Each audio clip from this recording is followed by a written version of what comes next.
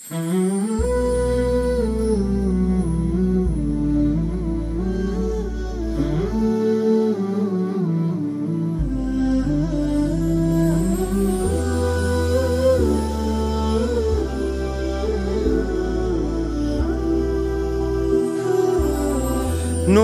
तलअलअ फिस्समा। अस्सलाम वालेकुम जी, welcome and welcome back to new vlog. Hope आप सब ठीक ठाक हैं। मैं भी बिल्कुल ठीक हूँ और कर रही हूँ यहाँ पे अफ्तारी की तैयारी। यहाँ पर मैं आलूओं को वॉश करके कट करके इसके अंदर सॉस पैन में रख रही हूँ क्योंकि इसको मुझे बॉईल करना है और इसके बाद हम लोगों ने कुछ ज़बरदस्त सी रेसिपी बनानी है और वो मैं आपके साथ शेयर करूँगी आज। वो मैंने नहीं बल्कि भाभी ने बनानी है। मैंने बनाने आज क्लब सैंडविच और मैं वो भी आपके साथ शेयर करूँगी। अच्छा, मैं सॉस पैन में ना वॉश करके हमेशा कट करके आलू रखती हूँ क्योंकि इससे बड़ी जल्दी बॉईल हो जाते हैं। मुझे जल्दियाँ बड़ी पड़ी होती हैं काम करने की, तो मुझे होता है कि बस उसका जो प्रोसेस है ना वो बस फटाफट से हो जाए और जो कुकिंग और उसको फ्राइंग का काम है ना वो फिर मैं तसल्ली से करूँ। तो यहाँ पर आलूओं को बॉईल करने और टाइम सेव करने के लिए ना मैं सॉस पैन में रख रही हूँ जितने इसमें ईजिली आ जाते हैं, और अगर जो बाकी इसके अंदर नहीं ईजिली आएंगे वो फिर मैं दूसरे पैन में कर दूँगी और उतने में फिर मैं बाकी की तैयारी करूँगी। अच्छा, इधर ना मैंने एक दफ़ा फिर से आलूओं को वॉश कर लिया था क्योंकि इसके जो कट किए हुए पीसेज है ना फिर इसके अंदर मिट्टी चली जाती है। थोड़ी सी भी कटे हुए आलूओं के ऊपर रह जाए ना मिट्टी तो बॉईल होते हुए इसके अंदर चली जाती है और वो चीज़ मुझे नहीं चाहिए थी। तो मैंने इनको फिर से एक दफ़ा 2-3 पानी निकाल लिया था और उसके बाद मैंने इनको बॉईल होने के लिए रखा था। और साथ में यहाँ पे मैं करूँगी चने डीफ्रोस्ट। जी, मैं बनाने लगी हूँ आलू चने की चाट, क्योंकि ले दे के फिर ना बार बार यही कुछ ही समझ आ रहा है। जब आपने ज़्यादा आइटम्स बनानी हो ना तो आजकल तो ना इस अशरे में आके बिल्कुल कन्फ्यूजन ही होने लगी है कि अब क्या बनाएं, क्योंकि बोरियत बहुत होने लगी है एक ही चीज़ खा खा के ना, बहुत ही डल सा फील होता है। और अब वैसे ही दिल नहीं कर रहा कुछ बनाने का, तो जो चीज़ पड़ी होती है ना कोशिश होती है कि उसी में से निकाल लो और उसी को ही बना लो। तो यहाँ पर आलू जब मुझे लग रहा था ना ज़्यादा हो गया तो फिर मैंने ऐसा किया कि वापस उसको ना प्रेशर में डाल दिया। मैंने कहा इसी के अंदर ही मैं बॉईल कर लेती हूँ क्योंकि मुझे एग्स भी बॉईल करने थे। तो मैंने कहा चलो उतने में ये 5 मिनट में ये आलू हो जाएंगे, फुल सॉफ्ट हो जाएंगे। और साथ में मैं ना अंडे बॉईल कर लेती हूँ और अंडे मैं बॉईल कर रही हूँ क्लब सैंडविचेस के लिए। तो यहाँ पे मैंने उसके लिए भी चीज़ें निकाल कर रख ली थी। और अब मेरे पास जो वेजीज अवेलेबल थी ना, वैसे तो इसके काफ़ी सारे ऑप्शंस होते हैं कि आपको क्लब सैंडविच में क्या क्या चीज़ें ऐड करनी है, लेकिन मेरे पास कैप्सिकम और कैरेट ही थे। आजकल मैं ना जो भी की डिश ट्राई कर रहे हैं ना, मैंने चिकन पॉकेट्स के अंदर भी यही दोनों चीज़ें डाली थी और अब फिर से ना अब मैं क्लब सैंडविच में भी यही डालने वाली हूँ। तो वैसे तो सबको ही पता है किस तरह से बनते हैं, लेकिन मैं फिर भी साथ साथ ही ना शेयर करती जाऊंगी।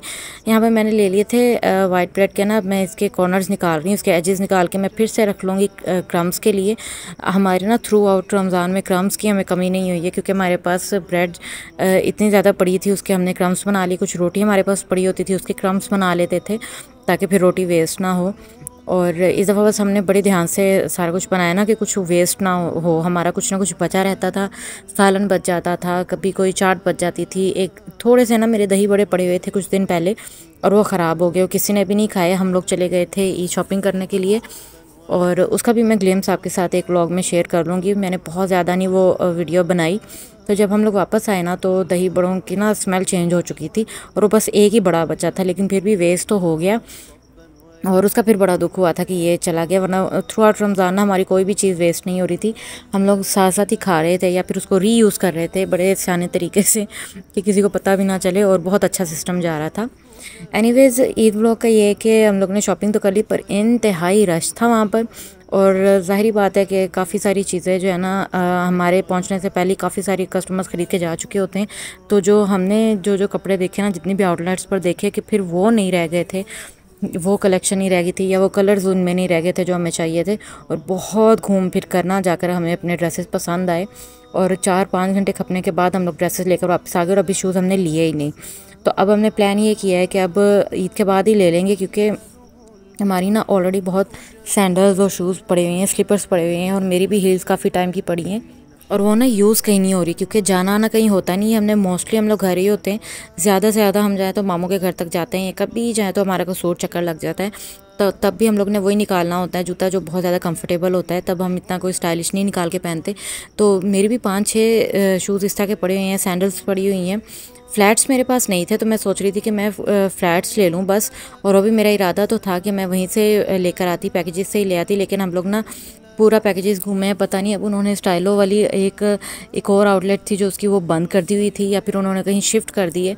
हम लोग 2 फ्लोर्स फिरे हैं, मैं और मेरा भाई, तो बहुत ज़्यादा हमें थकन भी हो गई। और जहाँ जो हमें उनकी आउटलेट मिली ना, वहाँ पर हमें वो वाली उस ब्रांच पे इतने डिज़ाइन कोई पसंद नहीं आए। तो उस टाइप के मेरे पास ऑलरेडी थे, तो जिस तरह की मैं चाह रही थी ना कम्फी, और मैंने लाइमलाइट पर ही देखी थी, पर उसका मुझे सोल इतना कोई ख़ास नहीं लग रहा था। मुझे चाहिए थी ज़रा रिलायबल सी, कि मुझे फिर पहनने के बाद ना, आपको पता है फिर आपको कहीं जाना हो ना, तो फिर आपको ये डर नहीं होना चाहिए कि आपने जो चीज़ पहनी है वो ख़राब हो जाएगी, ये टूट जाएगी, किसी तरह डैमेज हो जाएगी। और उसका जो सोल था ना, वो मुझे इतना ख़ास नहीं लगा था। अदरवाइज डिज़ाइन बहुत खूबसूरत था, वो बहुत ही एलिगेंट था। तो फिर मैंने लिया ही नहीं जूता। मैंने कहा कि अब मैं यहाँ जो बाहर है हमारी है ना रोड पर, वहाँ जो स्टाइलो है ना, वहाँ से जाके देख लूँगी।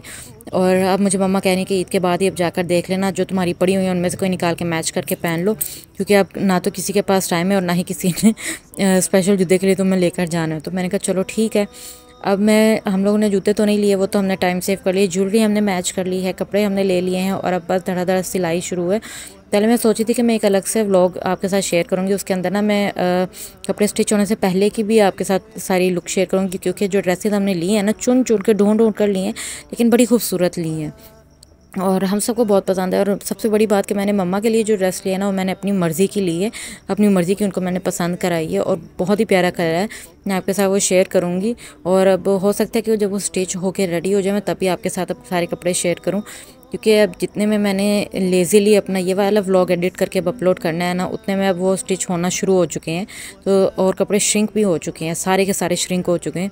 तो अब पैकेजिंग में तो वह वैसे भी नहीं रहे हैं, और ख़ाली कार्ड्स उसके शो करने का कोई फ़ायदा नहीं है। तो मैं जैसे जैसे ड्रेसेस रेडी होते जाएंगे ना, मैं आपके साथ व्लॉग्स में शेयर करती जाऊँगी इंशाल्लाह एक्टिवली। अच्छा जी, यहाँ पर ना मैंने इसके अंदर कैप्सिकम ले ली थी, मैंने इसमें ले लिया था ब्लैक पेपर ऐड की है, अब कर रही हूँ। और इसके अंदर मैंने मायो और केचप ऐड की है, जिसका कॉम्बो हमें बहुत ज़्यादा पसंद है। और इसके अंदर मैंने कैरेट भी ऐड की है। अब इसके अंदर चले जाएंगे बॉयल किए हुए एग्स भी इसके अंदर डलने हैं, और ये बहुत ज़बरदस्त हमारा बैटर तैयार हो गया है सैंडविचेस का। البراق جاء والخير يأتي نحونا صبا ويغمرنا اللقاء صبا وهلاله البراق جاء। अच्छा, कैसी बात है कि मैं इनका ना टाइम नोट करना भूल गई थी कि मैंने कितनी देर के लिए एग्स को बॉईल होने के लिए रखा है। 10 मिनट में ना बड़े परफेक्ट बॉईल हो जाते हैं। कभी कभी जब मुझे हार्ड बॉईल चाहिए होता है ना, तो फिर मैं 12 मिनट भी बॉईल कर लेती हूँ, लेकिन टाइम रख के ना इनको बॉईल करने के लिए फिर मैं टाइम देखना भूल ही गई थी। तो एक दफ़ा जब मैंने उसको निकाला ना और उसकी शेल मैंने क्रैक की ना, तो मुझे लगा कि ये भी थोड़ा सा अंदर से टेंडर है, क्योंकि वो उसकी जो शेल थी ना, वो बिल्कुल उसके साथ ही लगी जा रही थी, एग जो था उसके शेल के साथ ही लगी जा रहा था। तो मैंने वापस उसको उसी तरह शराफत से बॉईल होने रख दिया, ताकि इससे पहले कि वो ख़राब हो जाए तो मुझे और बॉईल करना पड़ेगा, फिर इसका फ़ायदा भी कोई नहीं, वेस्ट हो जाएगा। तो मैंने दोबारा से बॉईल किया था, और 5 मिनट्स और देने के बाद ना बिल्कुल सही परफेक्ट बॉईल हो गए थे। तो अब मैं ना इनको बस मोटा मोटा सा जैसा भी कट हो रहा है ना, कट करके इसके अंदर डाल रही हूँ, क्योंकि गर्म भी बड़े थे। तो जिस तरह का भी कट हो रहा है ना, कुछ मैं इसको स्पून के साथ ही कट कर लूँगी।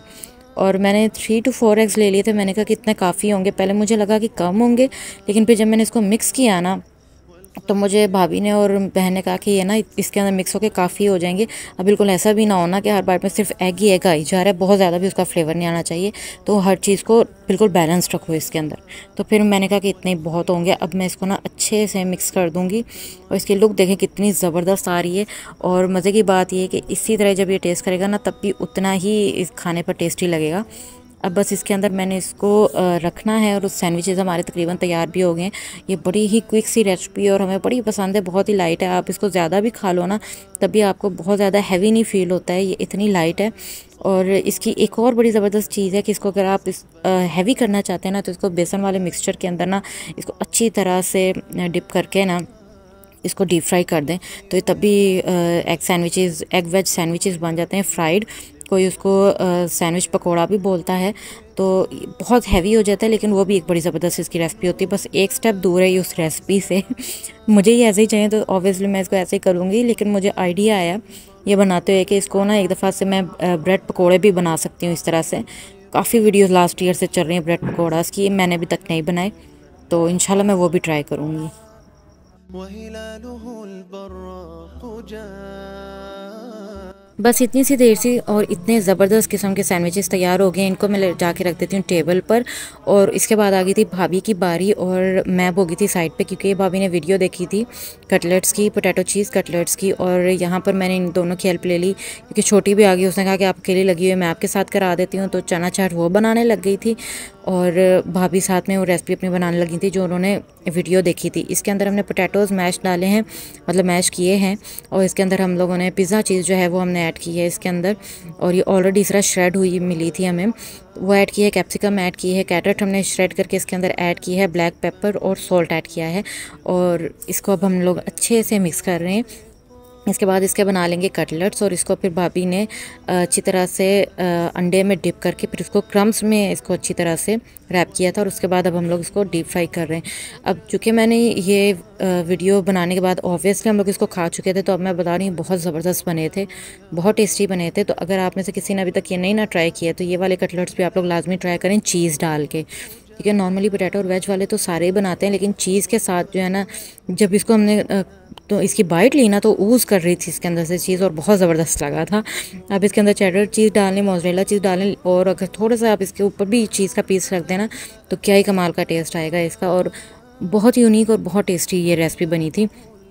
अब तक ना 6 बज चुके थे और हमें बड़ी जल्दी पड़ी हुई थी। मैंने कहा पता नहीं हम टाइम पे मैनेज कर पाएंगे कि नहीं कर पाएंगे, लेकिन भाभी ने कहा कि नहीं हम टाइम पे कर लेंगे, और माशाल्लाह से हमने कर लिया।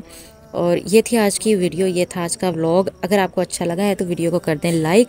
आई will see you guys in the next video. Thank you so much for watching. अल्लाह हाफिज़। لقاء صبا ويغمرنا اللقاء،